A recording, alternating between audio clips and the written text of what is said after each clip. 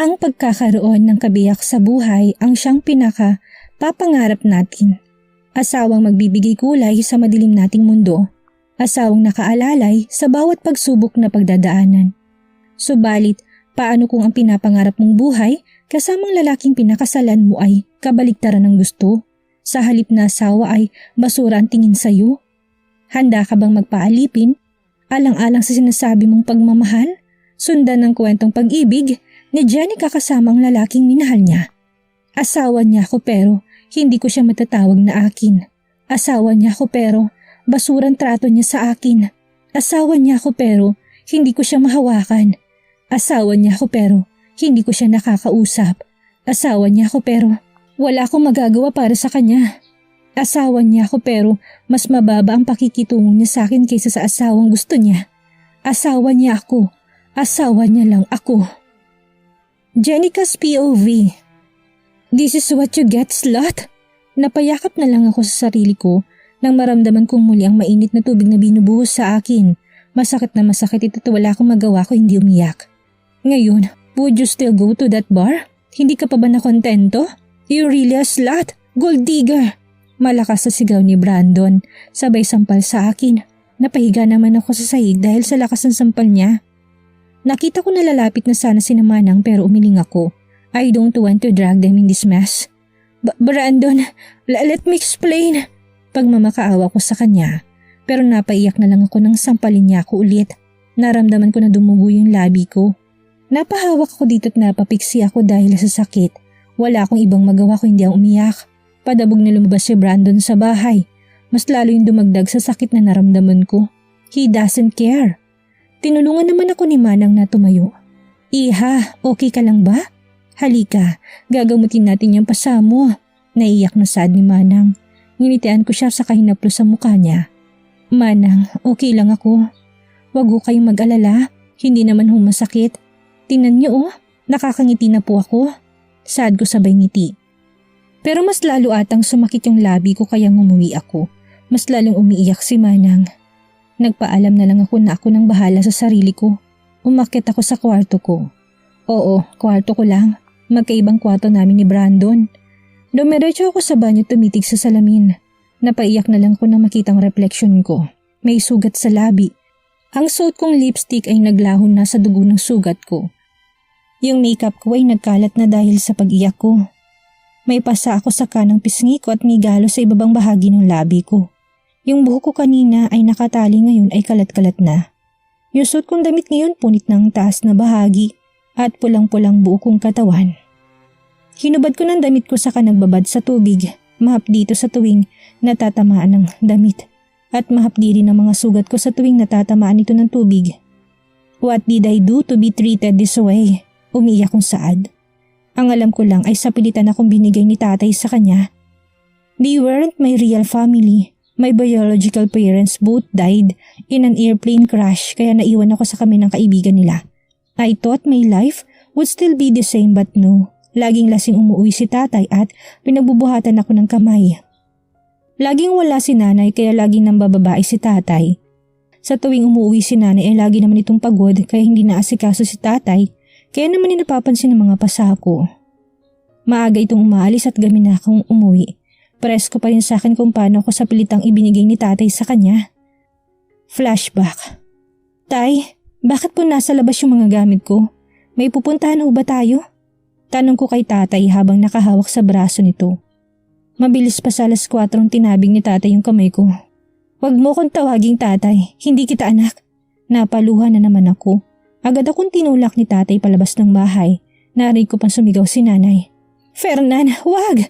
Mabilis na sinara ni tatay yung pinto saka sumigaw sa bintana. May kukuha sa'yo dito, umalis ka na. Puro kamalasan ang dala mo sa pamilya namin. Huwag ka nang bumalik pa. At subukan mo magpakita, malilintikan ka talaga. Umiiyak lang ako habang hila-hila ang gamit ko. Nagulat na lang ako ng may itim na van na pumarada sa harapan ko saka kinuha ako. May nilagay sila sa ilungkot dahan-dahan akong nawalan ng malay. End of flashback. Napamulat ako ng mata nang maramdaman ko muli ang hapdi ng sugat ko. Pati na rin sa balat ko. Hanggang ngayon ay namumula pa rin ito. Matapos ko maligoy binalot kong katawan ko ng tuwalya saka lumabas. Agad akong sinalubong ng malamig na simoy ng aircon. Mabilis na lumapit ako sa cabinet saka hinanap yung bestida na maluwag sa undergarments ko. Dahan-dahan ko sinuot ang damit at iniwasan ko na dumikit ito sa mga pasa ko. Matapos kong magbihis ay humiga ako sa kama at umidlip hanggang sa hindi ko na malay nakatulog na ako. Nagising ako dahil sa tadyak sa tiyan ko. Napaubo naman ako sa sakit. Nakita ko nakatayo si Brandon sa harapan ko at galit itong nakatingin sa akin. Wala ka bang ginawa kung hindi humilata dyan sa kamang yan? Why don't you work out there kasama yung mga kasambahay? You're such a trash! Napaiyak na naman ako nang habulutin niyang buhok ko at hinila ko pababa sa hagdan. Nang makalabas kami sa bahay ay dumiretso siya sa hardin. Agad niya akong tinulak doon kung saan yung mga paso. Napangiwi naman ako nang maramdaman ko na nagkagalos ako dahil sa paso na nabiyak dahil sa pagtulak niya. Why do I even feel this? Wala naman akong ginawa kundi pagsilbihan siya ng tama. Napayakap na lang ako sa sarili ko na bigla niya akong sabuyan ng tubig. Madumi ito dahil nagamit ito sa paglilinis sa mga gamit pa ng hardin. Naramdaman ko muli ang pagsakit ng mga sugat ko kanina at yung sugat ko ngayon. Napaiyak na lang ako sa nanghalong sakit na nararamdaman ko ngayon. Masakit ang buong katawan ko at nahihilo ako. Nakita ko na tinapon niya na lang yung timba sa gilid.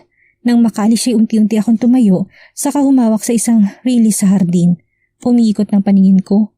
Naghahalo ng kulay itim at ang kulay ng hardin. Nasa malayo pa lang ay minahagip na akong bulto ng tao. Palapit ng palapit ito sa akin. Hindi ko na masyadong maaninag ang mukha nito kasi naglalabo ang paningin ko. Nakaramdaman ko ng napakatinding hilo sa kasakit sa aking buong katawan. Naramdaman ko na may humawak sa akin bago ko mawala ng malay. Isang nakakasilaw na ilaw ang sumalubong sa akin nang magising ako. Nilibot kong tingin ko sa buong silid at doon ko lang napansin na nasa ospital na naman ako.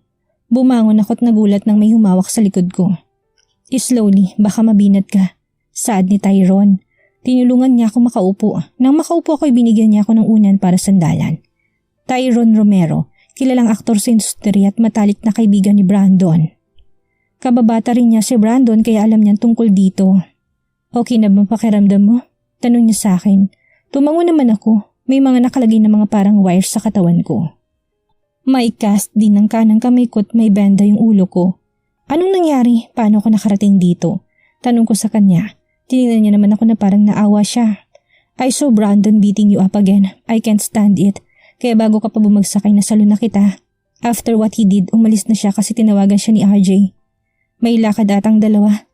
I'm sorry. Mahinang sad ni Tyrone. Napaiwas na lang ako ng tingin. Sabay ngiti ng mapakla, naramdaman ko na naman na muling tumulong luha ko. Nasasaktan ako, hindi dahil sa sugat ko kundi dahil sa nararamdaman ko para kay Brandon. Because despite what he did to me, I love him. Oo, mahal ko siya. Mahal na mahal. He was never this rude to me before. Pinagbubuhatan niya ako ng kamay pero hindi naman umabot sa punto na magkakagalos ako. Ah, ganun ba? Pabayaan mo na siya? Saad ko kay Tyrone. Saka ko pinahid yung luha nagbabadya na namang lumabas. Nagulat naman ako nang bigla kong yakapin ni Tyrone. You don't deserve this. Saad niya saka hinaplos ang buko. Parang bigla na lang nawala yung lakas ko at nagsimula na akong humikbi. Mahal ko na kasi siya. Mahal na mahal. Mahal ko siya. Kahit masakit, mahal ko siya. Kahit pasaktan niya ako ng paulit-ulit, mahal ko siya. Mahal na mahal ko siya. Mahal na mahal. Please. Mahal na mahal ko siya. Naramdaman ko na masumigpit ang yakap niya sa akin. It's okay, Jenica. Malakas ka. You're strong. You can handle this. Kapag pagod ka na, just rest. Nandito lang ako. Saad niya sa akin. Tumango naman ako. Napabitiw naman siya nang pumasok ang nurse. Sir, ma'am, yung gamot niyo po, titingnan ko lang. Saad ng nurse. Agad naman kumunot ang noo ni Tyrone. Kakapunta lang din ng nurse dito kanina. May bago ba siyang kailangang gamot? Nagtatakang tanong ni Tyrone. Wala po sir. Minsan kasi ganyan dito sa amin. Double check ko kami sa ospital. Saad nito sa kabigla ring umalis.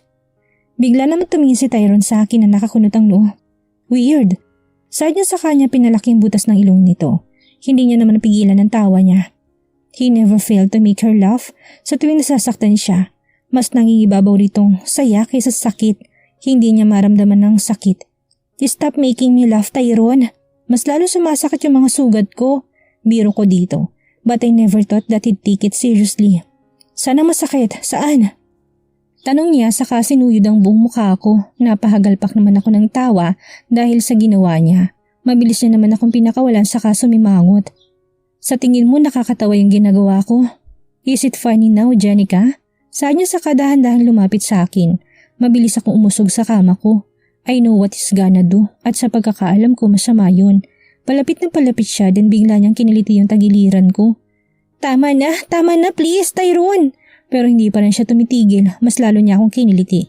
I couldn't stop my laugh kaya mas lalong hinampas ko siya. Pero habang nahampas ko siya, I accidentally pulled off my dextrose. Napangiwi naman ako sa sakit. Tyrone stopped tickling me and look at my hand. Malikot kasi, saad nito. Sinipa ko naman siya, pero mahina lang. Aba, ako pa talaga? Ikusuntukin kita. Banta ako rito. Tumawa lang naman siya sa kanilagyan ng bulak yung sugat ko. Sulitin na natin yung pagkakatanggal ng dextrose mo, saad niya. Nagtaka naman ako sa sinabi niya. Anong susulitin? Nagulat ako nang hilahin niya ako papuntang CR saka tinulak papasok dito. He handed me a paper bag. Nagtaka ako kaya binuksan ko to. Napatawa naman ako nang makitang laman. Bagong biling mga to, panlubat damit. Si Ate Tatiana ang bumili niyan, hindi ako. Rinig ko sigaw niya sa labas ng banyo. Mas lalo ko natawa. Naligo ako sa kanagbihis sa binili nilang damit. It was just a plain crop top shirt at had an ice cream print all over it. Pinaris naman yung sa isang high-waist na pantalon. Lumabas na ako at nagulat na bigla akong makahalik sa isang sapatos. Binilhan na rin kita ng sapatos. I know you're in love with these shoes. Nalaking mata ko na makita kung anong hawak niya. It was the latest model of my favorite band. It was in color white kaya mas bumagay ito sa suot ko. I never had the chance to buy this kasi lagi akong nagkukulong sa mansyon at wala na akong oras para sa ibang bagay. Out of joy ay niyakap ko si Tyrone. Thank you Tyrone. Sigaw ko sa kaniyakap siya ng mahigpit. Lumuhod dito sa harapan ko at sinuot sa akin ng sapatos. There, it's a perfect fit, sabi niya. Tumayo na ito sa kahinila ko palabas. Nilagyan niya ako ng sombrero sa kahinila paalis sa ospital. Nang nasa parking lot na kami ay agad akong pinapasok ni Tyrone sa sakyan niya. Habang nag-a-adjust ako sa pagkaupo ko, may nakita ko sa gilid na mata ko. I might be just hallucinating. Imposibleng mangyari yun. I saw a more matured version of me. Mas sophisticada ito sa akin. I didn't get the chance to see what she was wearing kasi pagpikit ko pagmulat ay wala na ito. Baka sa sobrang pagod lang ito. Habang nagmamaneho si Tyrone ay hindi ko pa rin maiwasang maalala ang babaeng nakita ko kanina. Are you okay? You've been spacing out? Tanong nito sa akin. I just motioned that I'm okay. Baka sa pagod ko lang to kaya kung ano na yung nakikita ko, sad ko. Piningot naman ni Tyrone yung ilong ko. Hindi ka pagod, high ka pa sa gamot, saad niya. Kinurot ko naman yung kamay niya kaya napangiwi siya. That's child abuse, saad nito. Inirapan ko naman siya. Hindi ka na child, natatawang saad ko. Di handsome abuse? Napalingon naman ako sa sinabi niya saka ko malagappak ng tawa. Hindi ka rin gwapo, saad ko habang tumatawa. Sinapo naman ni Tyrone yung dibdib niya na kung akalain may tinamaan ng kung ano. Kunwaring namimilipit rin siya sa sakit. I can't take this anymore. Parang may himatay na ata ako. Drama nito saka pumikit-pikit pa. Agad ko naman siyang sinapak. Kung ano-anong trip kasing nalalaman, agad rin siyang nagmulat ng mata saka tinurong harapan ng sasakyan. We're here. Nakangiti nitong saad. Nilingon ko naman ang tinuro niya and at that moment, I feel excitement rushing through my bones. Amusement park? Sigaw ko. Natawa naman si Tyrone. Matagal-tagal na rin akong hindi nakapunta dito. I think my last visit was when I was 10. Kasama ko si na mom and dad noon. Mabilis na pinarada ni Tyrone ang sasakyan niya saka lumabas. Siya nang nagbukas sa pinto ko saka inalalayan niya ako palabas. Nagtatatalon-talon naman ako dahil sa saya. Hey, hindi ka pa magaling. Baka masinat ka. Paalala niya sa akin. Sumimangot naman ako saka tumayo ng tuwid. Tumawa naman siya sa kahinila ko papasok sa entrance. Good morning, ma'am and sir. Welcome to Fun Park. How many tickets will you buy? Tanong sa amin ng cashier. Here's my gold card. I want unlimited rides. Sad ni Tyrone. Niyakap ko naman siya sa saya. Yes, sigaw ko. Ginulo naman ni Tyrone yung buhok ko. Papasok na sana kami na may maalala ko. Tyrone, hindi ka ba pagkakaguluhan mamaya? Artista ka? Baka may makakilala sa'yo. Nag-aalalang saad ko. Tumawa naman siya sa kanilabas ang isang kulay pink na kapatisang shades. Hindi akong kailangan magtago. It's you.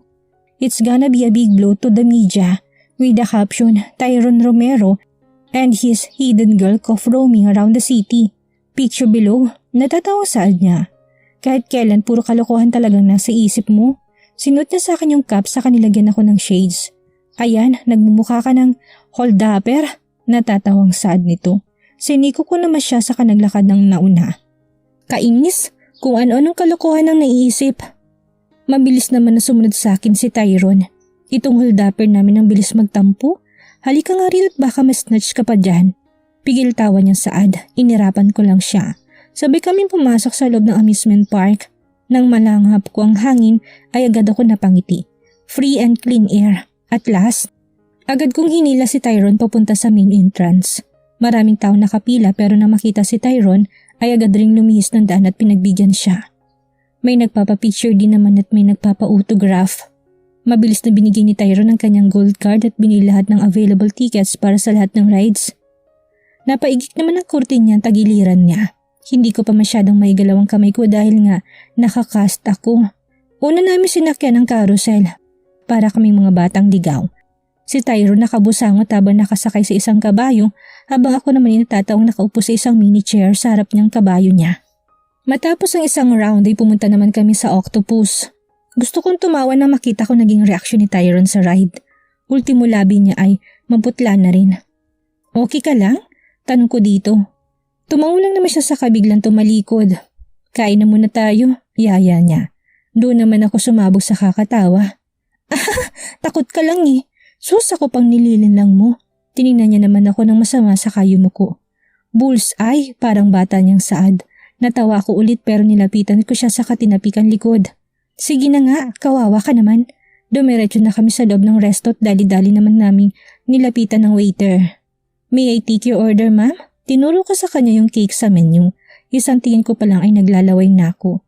It was oozing with chocolate and more chocolate. Yan lang kakainin mo? Tanong sa akin ni Tyrone na nakakunot ang noo. Tumango naman ako. How about you, sir? Baling naman ito kay Tyrone. I'd like to have the pure deluxe. Please? Okay, sir. Kaya din namang umalis yung waiter. Habang naghihintay kami sa order namin ay nilibot ko muna paningin sa buong resto. It had a comfortable feeling inside it. It's also cold, kaya relax ka talaga. Its interior designs are really up to the wow factor. Lalo ng flooring nito. Its floor is like a magnet. Once you step in it, the part where you stood will turn red, unlike the other tile which is black. Ma'am, sir, here is your order. Nagulat naman ako nang makita nakahilerang mga waiter. I could tell that there are more than 10 waiters standing in the same line. Lahat sila may kanya-kanyang mga bitbit. Siya ko tinignan si Tyrone. Kakain ka ng marami kasi kagagaling pa lang sa ospital. Napasimangot naman ako dahil malaki naman yung mesa nagkasya lahat ng in-order ni Tyrone. Yung cake na in-order ko ay nasa pinakagitna. Nagsimula na kaming kumain. Si Tyrone na mismo naglagay ng mga pagkain sa pinggan ko. Sinigurado niya talaga na matitikman lahat ng in-order niya. Nang matapos akong kumain ay hinila ko agad ang main dessert. My favorite. Agad ko nilantakan yung icing at napikit ako sa sarap. Hindi ka magbibigay? Parang batang tanong ni Tyrone. Nilingon ko siya sa kadinilaan. Bigla namang humagalpak ng tawa si Tyrone. Para kang bungi. Bungi, bungi, bungi. Pangasar niya sa akin. Hinila kong kwelyo ng damit niya sa kapinahiran ng icing sa muka. Napatigil naman sa pagtawa si Tyrone.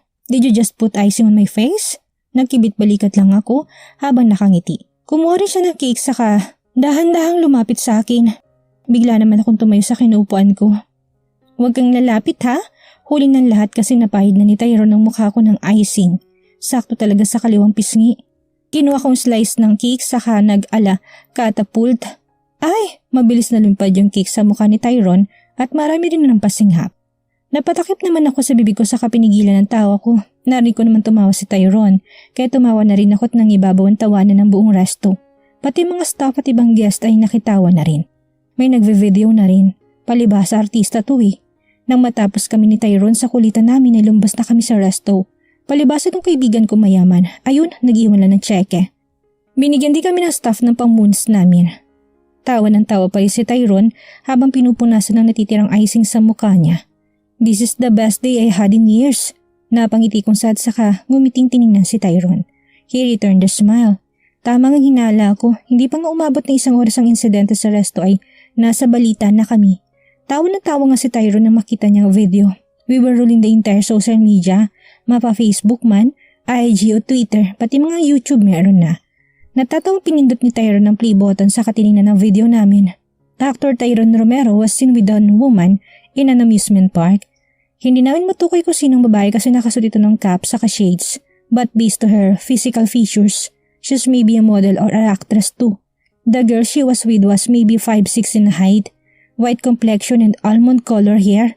Is our nationwide yamin hot actor Tyrone Romero really gonna be settled? Tumawa ulit si Tyrone saka tumayo sa bench na kinaupuan namin. Nagulat naman ako nang bigla niya akong hilahin at lumapit kami sa isang lalaki nagbebenta ng rosas. Magkano ho manong? 50 ang isa iho. Kukunin ko ho lahat. Nagbayad na si Tyrone sa kinong isang buking ng rosas. Anong gagawin mo dyan? Kunot mo kung tingnan ng dala niyang rosas. Bigla naman siyang humarap sa akin sa kakumindat. Papainitin pa natin ang media. Bigla namang nagsulputan ng mga ideya sa utak ko. Oh, no you don't. Bulalas ko. Pero huli na atang lahat, hinila ko ni Tyrone sa isang maliit na stadium. May nagbebenta rin ng mga lobo kaya binili na niya. Nagulat pa ako nang pakiusapan niya yung mga tao sa gilid ng stadium na hawakan ng mga lobo saka tumayo sa likod namin. Sa ngiti pa lang ni Tyrone na alam ko ng kalokohan niya. It's time to make him boil. Hindi ko maintindihan ang sinabi ni Tyrone pero nakarinig ako ng maraming tilian na biglang lumuhod sa harapan ko si Tyrone saka hinawakan ng kamay ko. You are truly an angel. An angel that never deserves pain and deserves to be loved. I have known you for more than years and in those years, I fell for you. Minahal na kita.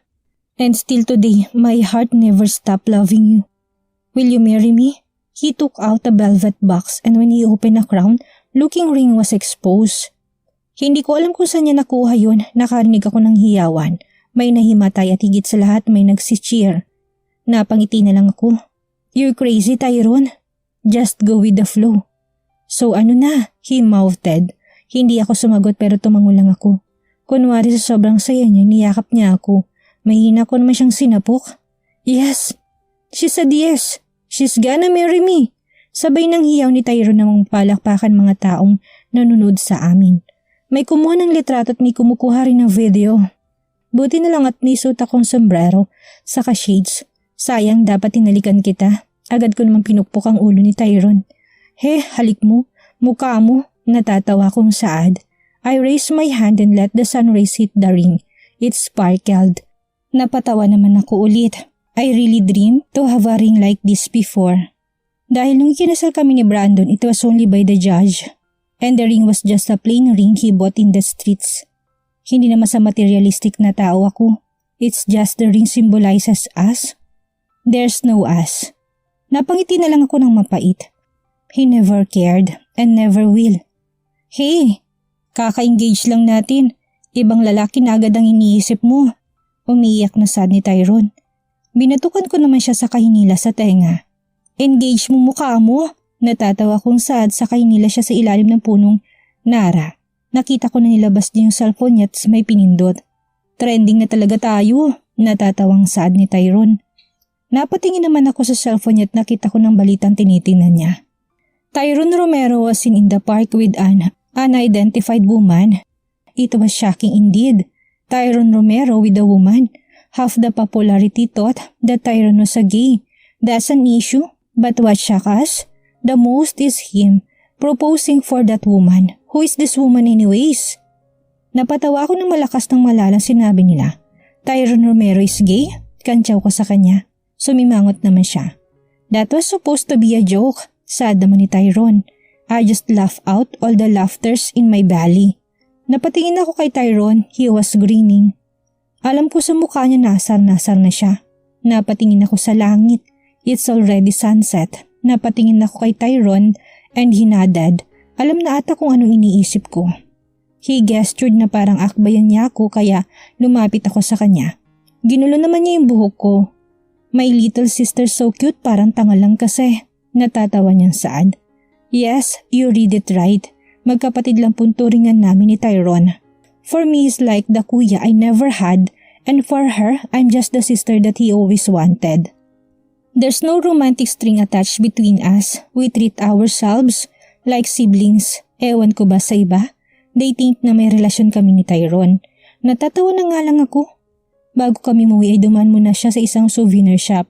Bumili siya ng napakalaking panda. Napatalo naman ako nang bigla niya itong binigay sa akin. Akin na to? Tanong ko sa kanya. Tumango naman siya, niyakap ko siya sa kasya. Ginulo niya yung buhok ko, sabay kaming pumasok sa loob ng sasakyan niya. Kahit masikip ay pinilit kong makapasok para magkasya kami sa loob. Pinaandar na ni Tyrone ng sasakyan saka umalis na kami. Mabilis kaming nakarating sa ospital. Pagpasok namin sa ospital ay hawak pa rin yung panda ang binigay sa akin ni Tyrone. Paglingon ko yung nagkakagulo yung mga nurse pati ang doktor. Mabilis naman yung nilapitan ni Tyrone saka tinanong. Anong nangyayari, Dok? Tanong niya. Nilingon naman siya ng doktor saka ito nagsalita. Sir, hinahanap po kasi ng lalaki yung pasyente sa room na to. Tapos nang hindi namin nakita. Pinagbibiyak at pinagsisira niya yung gamit ng ospital.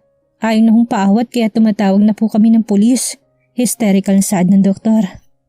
Nilapitan naman siya ni Tyrone saka tinapik sa balikat. Ako na hong bahala. Sabi ni Tyrone saka umalis. Sumunod naman ako sa kanya at habang papalapit kami sa kwarto na sinasaad nilang nagiging mas pamilyar ito.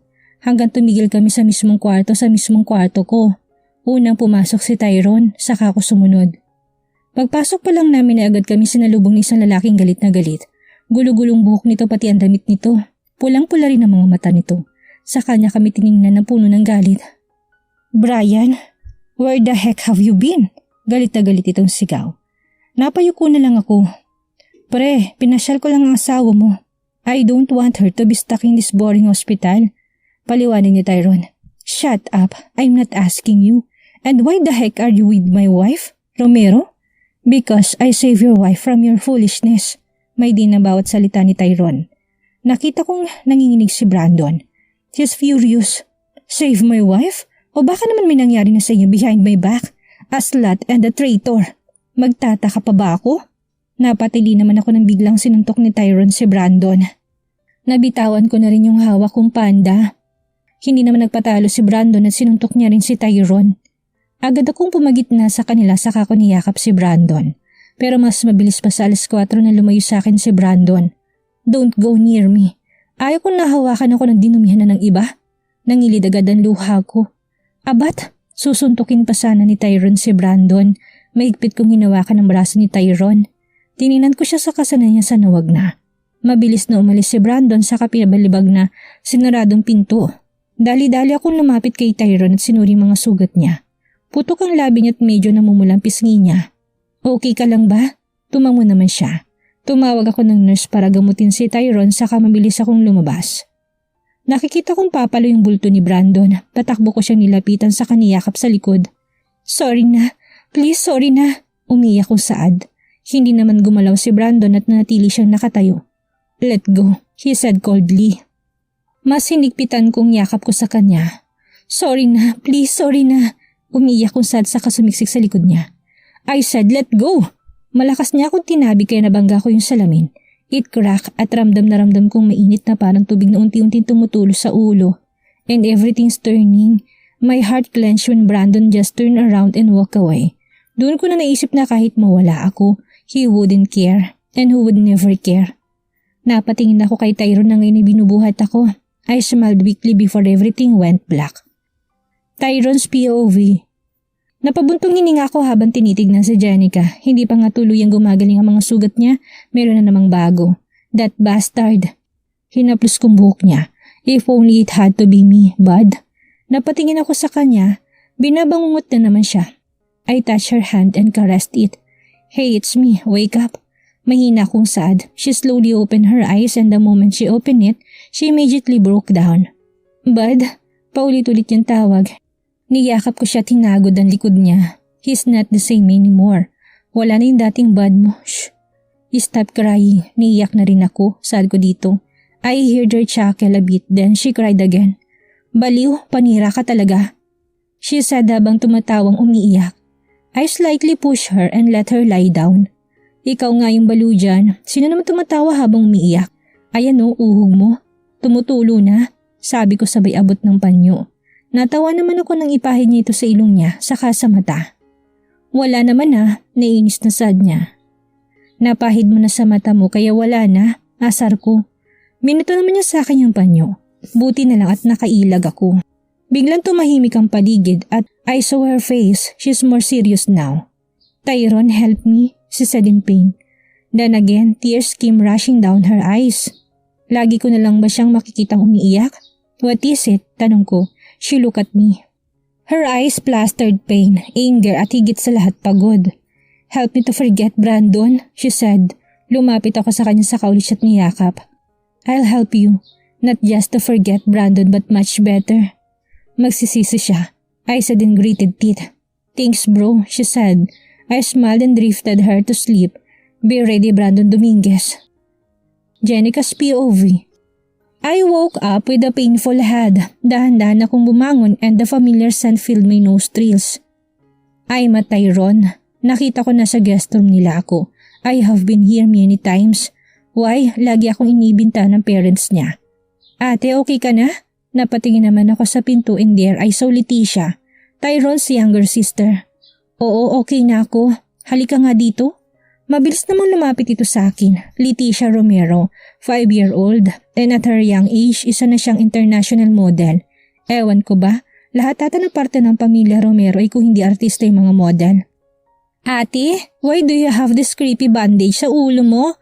It's not bagay to your damit. Napatawa naman ako. She was portraying to the bandage in my head. Nang maalala ko yun, bigla naman ako nalungkot. Leticia, where's your Kuya Tyron? I asked. Tinuro niya naman ang pinto doon ko nakita si Tyron. Leaning pretty sa pader. May ganun ba? Bakit mo naman ako hinahanap? He asked. Bumasangot naman ako. Bakit ako nandito? Tanong ko. You'll be staying here hanggang gumaling ang sugat mo. Si Mom at Dad na mismong nagsabi. They knew about what's happening between you and Brandon. Gusto sanang idemanda ni Dad si Brandon. You know, para ka ng pamilya sa amin. I insisted and I told him na may plan. And my plan is gonna hurt more than the court fight. Nakangising saad nito. What plan? I asked. He just smiled. Anong pan ate? Pandesal po ba? Napabulyaw naman ako ng tawa sa sinabi ni Leticia. Kahit kailan talaga itong magkapatid na to. Baby's plan, not pan, Tyron corrected. Napatawa naman ako, sabay na kaming bumaba lahat.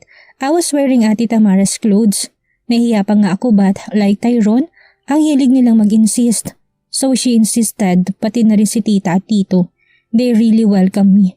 Napangiti naman ako. I'm so lucky to have a friend and a family like this. I'm so lucky. Ano kaya mangyayari ngayon tila nakahanap ng pamilya sa Janica na tunay nagmamahal sa kanya? Magawa na kaya niyang talikuran ng kanyang asawa? Yan ang ating aalamin sa susunod nating kabanata.